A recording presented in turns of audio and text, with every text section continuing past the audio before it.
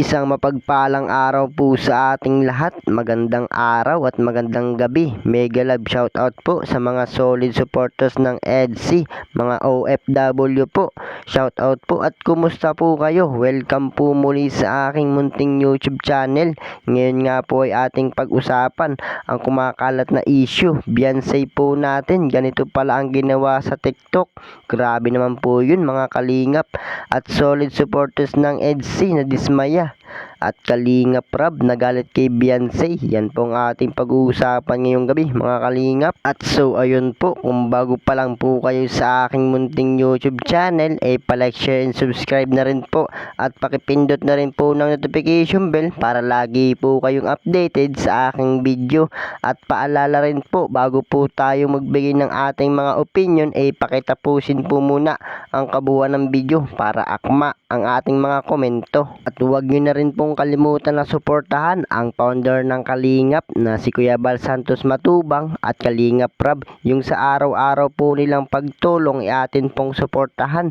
Nang sa ganun marami pa po silang malingap. Lalong-lalo na nga po dyan yung mga kapwa sa pangangailangan ay malingap nila.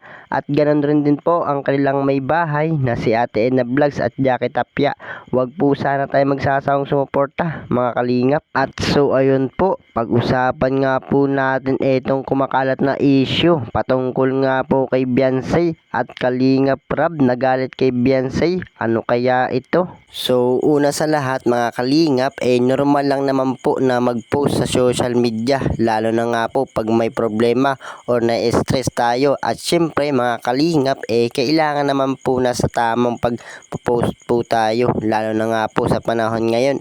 Kahit maganda po ang ipinapakita natin sa kanila, marami pa rin po silang masasabi patungkol po sa atin. At so dito nga po mga kalingap, may TikTok account nga po etong si Beyonce. At syempre sikat na nga rin po etong si Beyonce.